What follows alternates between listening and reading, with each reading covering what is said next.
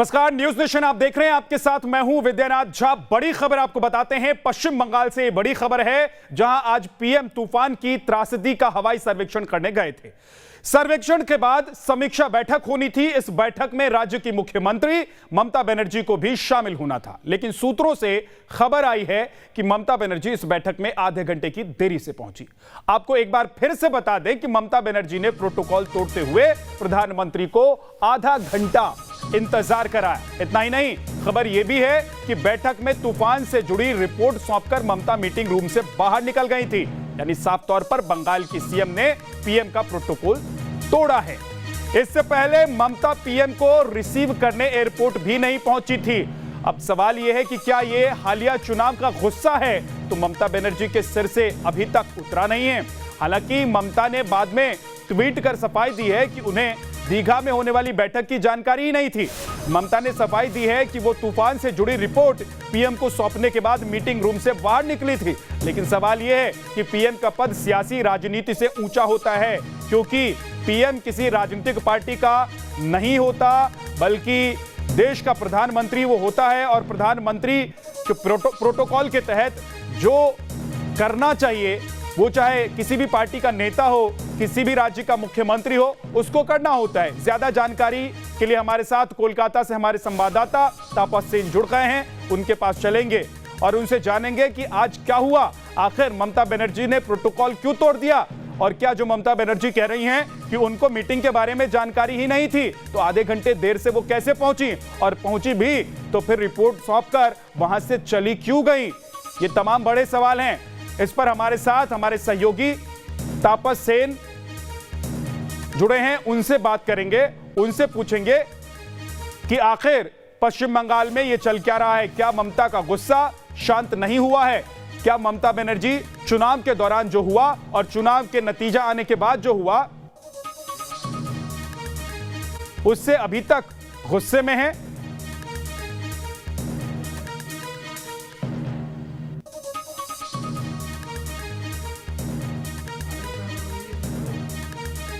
तो आज बड़ी खबर पश्चिम बंगाल से। तूफान की तबाही का रिव्यू करने के लिए प्रधानमंत्री नरेंद्र मोदी पहुंचे हुए थे, लेकिन यहां पर प्रोटोकॉल तोड़ दिया ममता बनर्जी ने। सवाल यह है कि ममता बनर्जी ने ऐसा क्यों किया। वो एक प्रदेश की मुख्यमंत्री हैं और प्रधानमंत्री एक पार्टी के नेता ही नहीं, बल्कि एक ऐसे पद पर बैठे हैं जिसका सभी को सम्मान करना चाहिए। और प्रधानमंत्री होते हुए अगर वो किसी राज्य में जाते हैं तो वहां का जो प्रोटोकॉल है, क्या उस प्रदेश की सरकार को, उस प्रदेश की मुखिया को नहीं निभाना चाहिए, उसका पालन नहीं करना चाहिए? यह बड़ा सवाल है। सवाल यह भी है कि आखिर क्यों ममता बनर्जी ने ऐसा किया। क्या ममता बनर्जी जो कह रही हैं उसमें कितनी सच्चाई है? सबसे पहले तापस के पास चलते हैं, जरा उनसे पता कर लेते हैं कि आखिर हुआ क्या है। तापस, जरा डिटेल में बताइए कि क्या हुआ। क्या ममता बनर्जी जो कह रही है उनको जानकारी नहीं थी मीटिंग के बारे में, यह बात सच है? और फिर पहुंची तो फिर रिपोर्ट थमाकर वहां से निकल क्यों गई? ऐसा क्या हुआ? ऐसी क्या नाराजगी है? विद्या, देखिए दो पहलू हैं। पहली बात तो मुख्यमंत्री आज गई थी उत्तर 24 परगना, दक्षिण 24 परगना के दौरे पर। वहां पर एरियल सर्वे करने के बाद दो जिलों में अलग अलग रिव्यू मीटिंग की, डीएमएसपीज और तमाम बड़े अधिकारियों के साथ क्या करना क्या नहीं करना ये तय किया। फिर उसके बाद वो सागर आइलैंड गई जो दक्षिण 24 परगना में आता है। वहाँ से वो फिर कलाईकुंडा के लिए रवाना हुई। तकरीबन हवाई रास्ते में 45 मिनट के आसपास का वक्त वहाँ से लगता है, लेकिन ममता बनर्जी का लिए 15 मिनट का टाइम फिक्स करके रखा गया था पीएमओ की तरफ से, 2:15 से लेकर 2:30 तक। लेकिन ये जानने में आ रहा है कि ममता बनर्जी तकरीबन आधा घंटा देर से पहुंची और प्रधानमंत्री को इंतजार करना पड़ा। और सिर्फ यही नहीं, प्रधानमंत्री उसके बाद एक रिव्यू मीटिंग भी करना उन्होंने किया जहां पर मुख्यमंत्री का होना था, लेकिन वो नहीं गई उस रिव्यू मीटिंग में। कारण क्या है ये ममता बनर्जी ने साफ तौर पर नहीं कहा या राज्य सरकार ने साफ तौर पर नहीं कहा। लेकिन लेकिन जो अटकलें लगाई जा रही है कि शुभेंदु अधिकारी भी उस मीटिंग में थे, इस वजह से ममता बनर्जी वहां पर नहीं पहुंची थी। लेकिन क्या ममता बनर्जी को इस मीटिंग के बारे में खबर नहीं थी? क्योंकि जब भी प्रधानमंत्री किसी भी प्रदेश में जाते हैं तो पीएमओ के दफ्तर के तरफ से बाकायदा chief secretary, home secretary, principal secretary और जॉइंट सेक्रेटरीज को चिट्ठी लिखकर बाकायदा आइटिनरी दिया जाता है कि प्रधानमंत्री कब पहुंचेंगे, उनका क्या कार्यक्रम रहेगा, उनके सिक्योरिटी के लिए क्या क्या चाहिए। तो अगर उनकी और ये तैयारी में भी देखने को मिला था, तो अगर उनके पुलिस प्रशासन नहीं है प्रधानमंत्री का, पहले से सब कुछ तय होता है। हमारे साथ कुछ खास मेहमान जुड़ गए हैं, उनके पास चलते हैं। एनके सिंह वरिष्ठ पत्रकार हमारे साथ जुड़े हैं, बहुत बहुत स्वागत है सर आपका। बप्पा चटर्जी नेता बीजेपी से हमारे साथ हैं, संजय सरकार नेता टीएमसी से हमारे साथ हैं। एनके सिंह सर, सबसे पहले आपके पास आता हूं, जरा ये प्रोटोकॉल क्या है और इसका पालन करना किसी राज्य के मुखिया के लिए कितना जरूरी है, और अगर प्रधानमंत्री जैसा कोई शख्स पहुंचा हुआ है उस प्रदेश में, तो फिर एक मुख्यमंत्री के तौर पर किसी को क्या करना चाहिए, इसके बारे में बता दीजिए, उसके बाद बाकी मेहमानों के पास चलेंगे।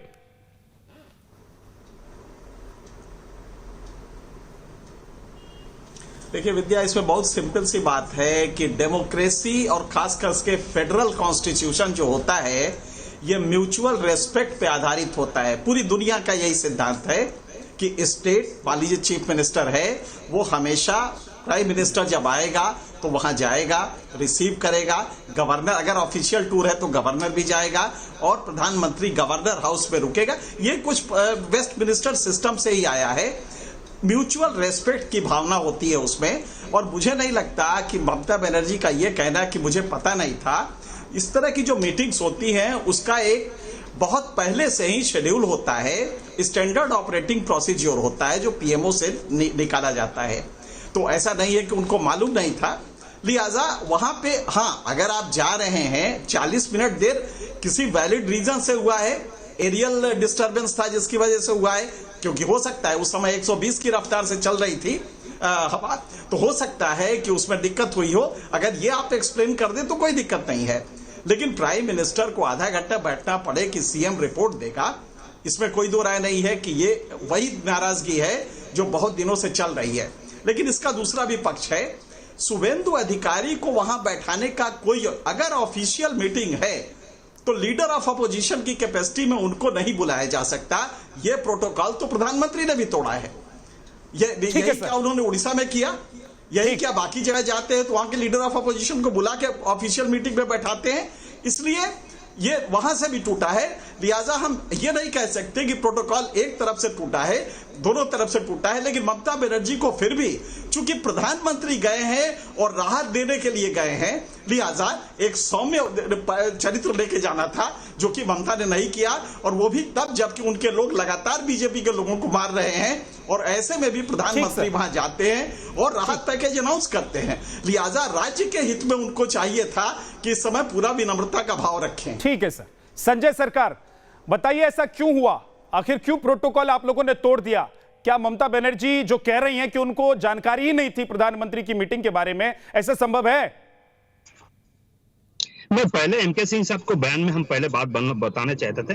देखिए, संविधान में कहीं भी लिखा नहीं है प्रधानमंत्री जाएंगे तो मुख्यमंत्री उसको रिसीव करने पड़ेंगे। संविधान में तो ये भी नहीं लिखा है सर कि किसी को प्रणाम कीजिए, कहीं भी लिखा हाथ नहीं है जोड़िए, किसी का पैर छुइए, लेकिन अदब में करते हैं ना सर। की जाती है। नहीं, मैं एक चीज आपको बताता ये कन्वेंशन होता है, ये कन्वेंशन होता है। नहीं, मैं मेरे बात सुनिए आप पहले। किसी को आदर देना है, ये संविधान में लाइन नहीं लिखी हुई है ना सर, लेकिन किसी को आदर देते हैं ना संजय सरकार जी। नहीं, मैं एक चीज आपको बता, सुबह से दीदी का प्रोग्राम था, कहा जहां पर आपको मालूम है इतना बड़ा यास हुआ है, तूफान आए हैं, तूफान में जो पीड़ित इलाका है वहां पर जाने के लिए दीदी को पहले से सुबह हिंगलगंज गई थी, दोपहर में फिर उनको दीघा में प्रोग्राम थे, ठीक है। और तीसरे नंबर, संजय सरकार की आवाज कट गई है, उनके पास वापस चलेंगे। संजय सरकार की आवाज कट गई है, आपके पास मैं वापस लौट कर आऊंगा एक बार फिर से। मुझे लगता है कुछ तकनीकी खामी है और नेटवर्क इशू है, वो ठीक हो जाए तो आपके पास मैं लौट कर आऊंगा। तापस सिंह गुप्ता, क्या हो रहा है ये पश्चिम बंगाल में? अगर प्रधानमंत्री नरेंद्र मोदी जा रहे हैं तो क्या आप लोग मुख्यमंत्री को ही जानकारी नहीं दे रहे हैं कि भाई मीटिंग होने वाली है?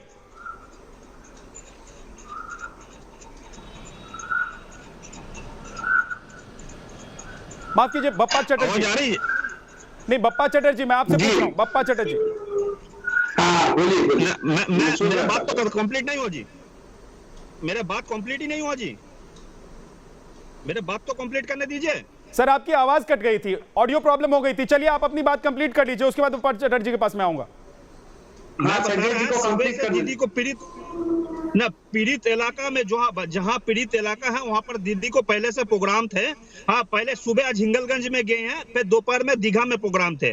और रह गया प्रधानमंत्री के बाद में, प्रधानमंत्री तो खुद ही हेलीकॉप्टर करके घूम रहे हैं, पैदल तो रास्ता में कहीं नहीं जा रहा है, और पैदल वो जाते भी नहीं है। उनको वेनिटी इतना ज्यादा है जो ऊपर छोड़ के कहीं नीचे जा नहीं सकता, ऊपर ही रह सकता, और उसको चिंता भी है ऊपर के लिए, नीचे सवाल ये नहीं है सर कि कौन ऊपर घूम रहा है कौन नीचे घूम रहा है। जो आपके राज्य में पहुंचा है वो प्रधानमंत्री हैं देश के, और वो पूरे देश के प्रधानमंत्री हैं सर, किसी एक पार्टी के प्रधानमंत्री नहीं है। एक प्रोटोकॉल है, उस प्रोटोकॉल को आप लोगों ने फॉलो नहीं किया, इसीलिए सवाल आपसे पूछा जा रहा है संजय सरकार।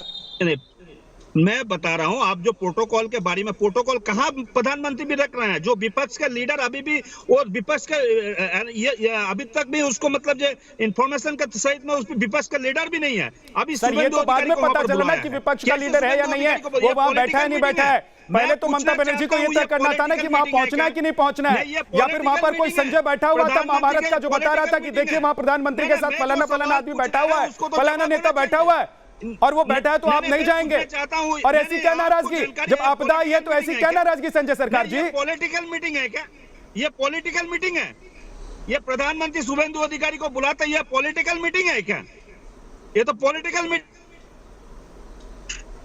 सर उस पे मैं सवाल पूछ लूंगा, उस पे मैं बप्पा चटर्जी से सवाल पूछ लूंगा, लेकिन जो सवाल मैं आपसे पूछ रहा हूं उसका जवाब आप दीजिए। बप्पा चटर्जी, दो बातें हैं, एक तो शुभेंदु अधिकारी को बिठाने का क्या मतलब है, और दूसरी बात यह कि क्या आप लोग प्रधानमंत्री जब दौरा कर रहे हैं तो प्रदेश के मुख्यमंत्री को ही नहीं बता रहे हैं कि भाई मीटिंग होने वाली है, प्रधानमंत्री आपका इंतजार करेंगे, आप आइएगा? देखिए, माननीय पीएन सिंह जी वरिष्ठ पत्रकार हैं, उन्होंने बहुत अच्छी तरीके से जो विषय को रखे हैं वो सही में सराहनीय है। उन्होंने पूरी विषय को एकदम खोल के रख दिए। और माननीय संजय दा भी हैं, संजय दा को सवाल पूछिएगा तो वो जो सवाल पूछेगा उसके अगेंस्ट में एक और सवाल रख देंगे, लेकिन सवाल का आंसर नहीं देंगे। तो अभी विषय है, देखिए क्यों बुलाया विरोधी को, विरोधी दल के नेता को। मैं माननीय संजय दा के इंफॉर्मेशन के लिए बता दूं कि जो हमारे लेजिस्लेटिव असेंबली के स्पीकर है वो 19 तारीख को शुभेंदु अधिकारी जी को विरोधी दल का नेता का स्वीकृति दे दिया है, और वो लेटर भी आ गया है। आप चाहे तो संजय दा को मैं दे दूंगा, वो आप देख लीजिएगा कि वो विरोधी दल के नेता है या नहीं। अब रह गया है बात कि विरोधी दल के नेता को क्यों बुलाया गया। विरोधी दल के नेता को इसलिए बुलाया गया दूसरे प्रदेशों के जगह, और बंगाल के जो परिस्थिति है, बंगाल का जो परिस्थिति है वो दूसरा एक निदर्शन तैयार कर रहा है। क्योंकि आप देख रहे होंगे इलेक्शन आज खत्म हो गया है, कितना दिन हो गया भाई, तुम ही तो बोला था दूसरा में दीदी गई, बहुत बड़ा भाषण दे रहा था, मैंने बहुत बड़ा भाषण दे रहा था, 2 में दीदी गई, भाषण दिया था, भाषण कहा गया बप्पा चटर्जी? दूसरा में हो गया था, मोदी गई ना, मोदी तो चला गया ना बंगाल में। अरे तुम ही तो बोला था भाई, 2 में दीदी गई। अभी कौन मत दिखाइए, तुम्हारा दम मत दिखाइए, तुम गई कि नहीं? इतना बड़े भाषण तो मैंने दिया था, 2 में दीदी गई, भाषण तो तुमने दी थी, तुम्हें इतना ज्यादा दम मत दिखाइए। मैं भी आपसे ज्यादा चिल्ला के बोल सकता हूं, लेकिन बंगाल के तुम लोगों को कोई जगह नहीं है। वो प्रधानमंत्री ऊपर से जो है वो शोबाजी करने के लिए आता है, शो करके निकल जाता है, वो शो का जरूरत नहीं है बंगाल में। बंगाल में आदमी चाहता है बंगाल का काम, बंगाल में वो कौन देखा था, किसने देखा था बंगाल को? बंगाल को कौन था? दीदी ने बप्पा चटर्जी शांत हो जाइए, शांत हो जाइए। संजय सरकार आप भी शांत हो जाइए, दोनों शांत हो जाइए, 1 मिनट के लिए शांत हो जाइए, दोनों 1 मिनट के लिए शांत हो जाइए। एनके सिंह सर मैं आपके पास आ जाता हूं, तब तक आप लोग थोड़ा शांत हो जाइए, पानी वानी पीजिए, आपके पास लौट कर आऊंगा। दीदी बैठे थे, मोदी नहीं बैठे थे। अरे शांत हो जाइए सर, बप्पा चटर्जी जी अब आपकी आवाज नहीं जा रही है ऑन एयर, शांत हो जाइए थोड़ी देर के लिए। एनके सिंह सर, अगर मान लीजिए शुभेंदु अधिकारी वहां मौजूद भी थे तो ममता बनर्जी को क्या अपना प्रोटोकॉल जो है, जो उनको जिस तरीके से सम्मान देना चाहिए था प्रधानमंत्री को, वो उन्होंने नहीं निभाया तो क्या उन्होंने ठीक किया, और ऐसा क्या उन्हें करना चाहिए? जब प्रधानमंत्री उनके प्रदेश में पहुंचे हैं, एक तोहफा लेकर पहुंचे हैं और कुछ घोषणाएं वो करना चाहते थे, कुछ जानकारी उनसे लेना चाहते थे, कुछ बातचीत करना चाहते थे, और ममता बनर्जी ने जो किया, क्या वो ठीक किया सर?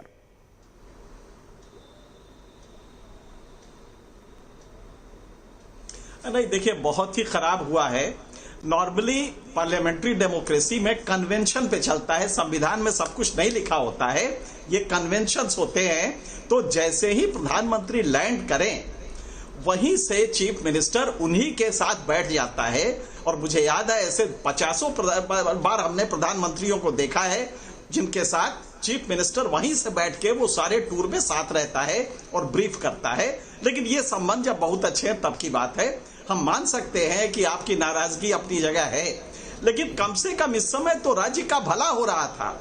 अगर आप प्रधानमंत्री के साथ ये टूर करती और अगर प्रधानमंत्री इस प्रोटोकॉल को एक्सेप्ट करते और साथी में अगर आप रहती, तो मुझे लगता है कि आपको भी 1000 करोड़ मिल गए। कौन से भला बंगाल का किया है? आपको उसकी जरूरत है। कोरोना की वजह से आप निपटने में फेल हो रही है। कोरोना में तो नरेंद्र मोदी टोटल फेलियर है। लाश गंगा में बहते जा रहे हैं। अहंकार थोड़ा किनारे, अरे लाश तो गंगा में बहते जा रहे हैं, लाश तो गंगा में बहते जा रहे हैं। अभी तो ऐसे बात हो रहा था, पहले मानो तो गंगा माई है, ना मानो तो बहता पानी है। अभी क्या हो गया मालूम है? नरेंद्र मोदी को बोल रहे हैं मानो तो इंसान है, ना मानो तो बहते लाश है। नरेंद्र मोदी को बात भारत के इंसान बोल रहे हैं। तो बंगाल में खून संत्रास करने में व्यस्त है, गंगा माँ है, ना मानो तो बहता पानी है। अरे अभी क्या हो गया? अभी हो गया मानो संजय सरकार और बप्पा चटर्जी जी, कम से कम यहाँ शिष्टाचार तो मत तोड़िए आप लोग। एक मेहमान जिनसे मैं सवाल कर रहा हूँ उनसे उनकी बात पूरी हो जाने दीजिए, उसके बाद आप लोगों के पास आऊंगा, आप लोग जवाब दीजिएगा। एनके सिंह सर कंप्लीट कीजिए, उसके बाद आप। संजय जी रुकिए, एक सेकंड रुक जाइए सर प्लीज। संजय जी रुक जाइए। एनके सिंह सर आप अपनी बात पहले कंप्लीट कीजिए। सिंपल सी बात है विद्या, इसमें विद्या बहुत सिंपल सी बात थी। विद्या इसमें बहुत सिंपल सी बात थी जो हर चीफ मिनिस्टर करता है और अपोजिशन पार्टी का करता है कि वो अपनी डिमांड पेश करती, वो कहती कि हमें 10,000 करोड़ चाहिए, और जब प्रधानमंत्री न देते तब इसको पॉलिटिकल इशू बनाती। यहां पे उन्होंने अपने गुस्से में राज्य का तो नुकसान किया ही, पॉलिटिकली भी नुकसान किया। कुछ नहीं करती, वो बाहर अपना एक डिमांड की 10,000 करोड़ का नुकसान हुआ है, जो कि हुआ है और प्रधानमंत्री को देना चाहिए। तो अगर ये डिमांड करती, उसको अगर प्रधानमंत्री ना देते तो ज्यादा अच्छा होता, पॉलिटिकल इशू बनाती। लेकिन आप शुरू से ही आधे घंटे लेट आएंगी, नाराज रहेंगी, फाइल पे नहीं करेंगी, कोई डिमांड नहीं करेंगी, तो मुझे लगता है ये राज्य का भी नुकसान हुआ और पॉलिटिकली भी नुकसान हुआ है। एनके सिंह सर ठीक है। संजय जी, क्या अपने ईगो में और अपने लिए जो आप लोग कर रहे हैं अपनी पार्टी के लिए, या फिर आप लोगों को लग रहा है कि भाई बीजेपी आप लोगों के साथ जो पश्चिम बंगाल में कर रही है तो बीजेपी को जवाब देना है, इस चक्कर में आप लोग पश्चिम बंगाल की जनता का नुकसान कर रहे हैं ना सर? देखिए मैं एक चीज बताता हूँ, चुनाव को पहले घटना हुआ है। क्या हुआ है? आसाम को 1300 करोड़ मिला नेशनल हाईवे बनाने के लिए, नहीं है मिला। इन लोगों को सत्ता भोग करना है और बंगाल की जनता को हत्या करना है, जुबान का गला घोटकर फांसी में टांग देना है और उन लोगों को मौत के घाट उतारना है। यही इन लोगों का राजनीति जो परिस्थिति है, परिणाम है, यही इन लोगों का चरित्र है। टीएमसी का चरित्र खून संत्रास और दर्शन का है। इसीलिए ये लोग कोई प्रोटोकॉल नहीं मानेंगे, कोई प्रोटोकॉल का परवाह नहीं करेंगे और ये लोग चाहते हैं गणतंत्र का गला दबा के, गला घोट के हत्या कर दे और इनसे अगर कोई सवाल है। और ये बंगाल को हमेशा डिबेट करते रह गया, उनका गला का आवाज बंद करने का कोशिश कर दे। ये उन लोगों का षड्यंत्र है, ये तृणमूल कांग्रेस का चरित्र है, जिसके वजह से आज बंगाल की जनता त्रस्त है। बंगाल की जनता को बप्पा चटर्जी एक सेकंड, आप लोग एक साथ चिल्लाने लग जाते हैं सर। अब तो लड़ाई खत्म हो गई, चुनाव खत्म हो गया, नतीजा आ गया है, जिसकी सरकार बन रही थी सरकार बन गई, अब क्यों इतने परेशान हो रहे हैं? संजय जी आप जवाब कंप्लीट कीजिए। बप्पा जी मैं आपके पास आऊंगा तो बोलेगा सर, एक एक करके बोलेंगे तो प्रदेश की जनता और देश की जनता भी समझ पाएगी कि आप लोग कहना क्या चाहते हैं और जो हुआ है उस पर आप लोगों का टेक क्या है, ये जनता समझ पाएगी। संजय जी आप पहले कंप्लीट कीजिए, आप इस बात का जवाब दीजिए कि जब जनता प्रदेश की जनता का भला करने के लिए मोदी जी गए थे, एक पैकेज लेकर गए थे, तो अपने ईगो के चक्कर में आप लोगों ने वो कर दिया जो होना नहीं चाहिए था। अनुराधा पौडवाल जी गाना गाते थे, क्या गाना गाते थे मालूम है? मानो गंगा माँ है, ना मानो तो बहता पानी है। अभी नरेंद्र मोदी को जाकर सब आदमी बोल रहे हैं मानो तो हम इंसान है, ना मानो तो बहते लाश है। जैसे लाश बह रहे हैं ना गंगा जमुना। सर पहले मेरे सवाल का जवाब दीजिए, इधर उधर मत जाइए संजय सरकार, नहीं तो बताइए कि अगर आपको जवाब नहीं देना है तो मैं दूसरे मेहमान के पास जाऊंगा। जवाब नहीं देना चाहते तो बता दीजिए कि सर सीधे सीधे आपके सवाल का जवाब मैं नहीं दे सकता हूं, मेरे पास जवाब है नहीं, इसलिए मैं आपको घुमाऊंगा फिराऊंगा और मुद्दे से भटका दूंगा। व्यवस्था है उसको सुधार पाए हैं क्या? तापस के पास जाता हूं एक बार में, ठीक है तापस सवाल यह है कि अब तो चुनाव भी नहीं है, चुनाव तो निपट गया है, नतीजे भी आ गए हैं, सरकार भी बन गई है, अब ममता बनर्जी कहां से चुनाव लड़ेंगी यह भी लगभग तय है। अब क्या दिक्कत है? या बीजेपी हो या प्रधानमंत्री हो, अगर पैकेज लेकर वो पहुंचे हैं तो सहृदय उसे स्वीकार करना चाहिए, क्योंकि इससे प्रदेश की जनता का भला हो रहा था। जी देखिए, प्रधानमंत्री देश के मुखिया है और मुख्यमंत्री राज्य के मुखिया है, और फेडरल स्ट्रक्चर में ये कर्टसी दोनों में रहता है कि चाहे अपना पार्टी लाइन में आप कहे या फिर राजनीतिक तौर पर कहे, चाहे कितनी भी आपके बीच राजनीतिक तौर पर संपर्क खराब हो, लेकिन जिस कुर्सी पे आप बैठ रहे, चाहे वो चीफ मिनिस्टर हो या फिर प्राइम मिनिस्टर हो, उस कुर्सी की इज्जत करना चाहिए। क्योंकि अगर आप नहीं करते तो आम लोग भी उस प्रेसिडेंस को फॉलो कर सकते हैं, बाकी नेताएं भी इसको फॉलो कर सकते हैं। तो ये बहुत गलत है फेडरल स्ट्रक्चर के। यहाँ ममता बनर्जी अगर आज जाती, रिव्यू मीटिंग 1 घंटे तक चला, 1 घंटे के मीटिंग में अगर वो हिस्सा लेती, 15 मिनट के प्राइवेट मीटिंग के बजाय, तो 4 लोग अपनी बातें रखते, प्रधानमंत्री को कुछ पूछना होता, वहाँ पे प्रेजेंटेशन भी किया गया, तो वहाँ पर और बेहतरीन तरीके से प्रधानमंत्री को समझाया जा सकता था। अगर प्रधानमंत्री के मन में कोई सवाल था, वो डाउट क्लियर भी मुख्यमंत्री कर सकती थी, लेकिन वो नहीं हुआ। वो वहाँ से 10-15 मिनट का वो मीटिंग ख़त्म करके दीघा के लिए रवाना हो गई। वहाँ वो एडमिनिस्ट्रेटिव मीटिंग अभी कर रही हैं, फिर कल एरियल सर्वे करेगी। तो सवाल यही उठ खड़ा होता है कि आज तापस सवाल ये है कि आप तो प्रदेश में रहती हैं, पूरा प्रदेश आपका है, पूरे प्रदेश की जिम्मेदारी आपकी है, आप जो करना चाहती थी आप कर सकती थी, लेकिन कम से कम देश के प्रधानमंत्री अगर पहुंचे हुए हैं तो कम से कम कटसी में जो आपको करना चाहिए था वो आपने क्यों नहीं किया? आपकी जनता के लिए तो कुछ लेकर पहुंचे थे, प्रदेश की जनता के लिए प्रधानमंत्री, फिर उसको आपने स्वीकार क्यों नहीं किया? बप्पा चटर्जी बोलिए, आप क्या कहना चाहते हैं? देखिए, एक मुख्यमंत्री कैसा होना चाहिए, मैं थोड़ा सा आपको रोक रहा हूं, बड़ी खबर आ रही है, अपने दर्शकों को बता देते हैं, आप भी सुन लीजिए, उसके बाद आप अपना जवाब रखिएगा। ममता पर सीपीएम नेता वृंदा कारत ने बड़ा बयान दिया है।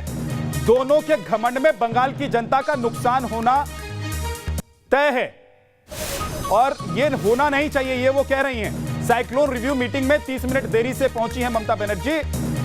पीएम मोदी को आधा घंटा उन्होंने इंतजार कराया। क्या उन्होंने कहा, आपको जरा सुनवा देते हैं।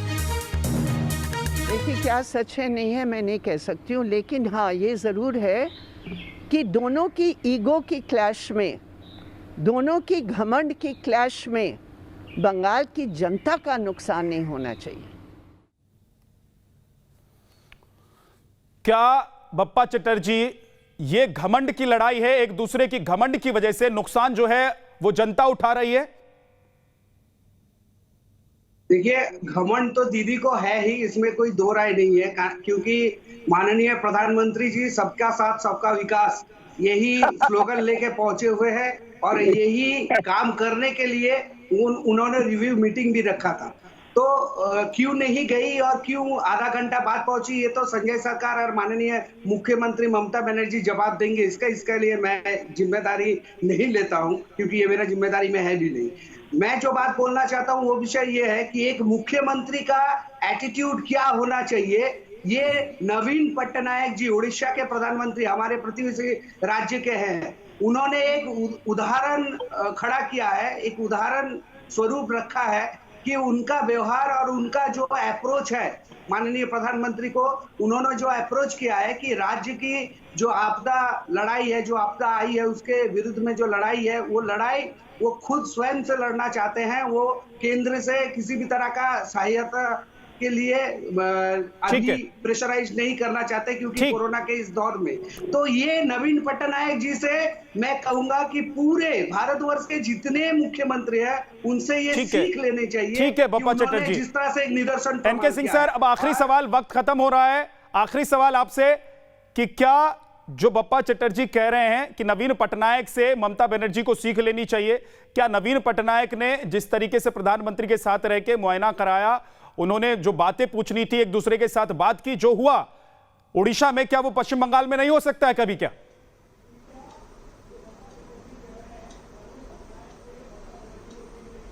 नहीं, हमेशा सेंटर इसमें मदद करता है। इस तरह की जो आपदा होती है उसमें राज्य हमेशा याचक होता है और वो केंद्र से मदद मांगता है, जिसके लिए फंड होता है आपके पास, केंद्र के पास। इसलिए नवीन पटनायक ने क्यों किया, इसका जवाब तो मैं नहीं दे सकता। पिछली बार भी जब केंद्र ने उनको हेल्प करने की बात कही थी तो उन्होंने रोक दिया, कहा था हम सक्षम है, कर लेंगे, और शायद उनमें शक्ति है, हो सकता है वो कर ले। लेकिन ममता बनर्जी के पास इस समय कोरोना से भी लड़ना है, इस समय इतनी बड़ी आपदा आई है, तो ये लाजमी था कि कहीं से भी अगर 1000 करोड़ भी मिल जाए, 500 की जगह 1000 करोड़ मिल जाए, 2000, वो एक बड़ी मदद होगी। और ममता बनर्जी को यहाँ पे चूक हुई है कि उन्होंने ये हॉस्टिलिटी लेके उन्होंने, क्योंकि हुआ ये कि जब शुभेंदु अधिकारी की खबर आई कि वो भी आ रहे हैं तो ममता जी भड़क गई। वैसे ये प्रोटोकॉल के हिसाब से गलत था। ऑफिशियल मीटिंग में आप लीडर ऑफ अपोजिशन को नहीं बुला सकते, ये प्रधानमंत्री के कार्यालय से बिल्कुल गलती हुई है। लेकिन इसमें लड़ाई में नुकसान ये हुआ कि राज्य को जो 2-3 हजार करोड़ या 1000 करोड़ मिल सकता था वो कम हो गया और वो आपको नहीं मिला। मुझे लगता है लड़ाई में पश्चिम बंगाल की जनता का नुकसान हो रहा है, ये तो साफ साफ दिखाई दे रहा है। चाहे वो ईगो की लड़ाई हो, चाहे वो लड़ाई राजनीतिक हो, चाहे वो फिर एक दूसरे के साथ ना बैठने की बात हो, इसमें नुकसान अगर किसी का हो रहा है तो राज्य की जनता का हो रहा है, पश्चिम बंगाल की जनता का हो रहा है। बहरहाल बहुत बहुत शुक्रिया एनके सिंह सर आपका, बप्पा चटर्जी आपका, संजय जी आपका और तापस सेन गुप्ता आप सभी का बहुत बहुत शुक्रिया। एक छोटे से ब्रेक के लिए हम रुक रहे हैं, फौरन वापस लौटेंगे।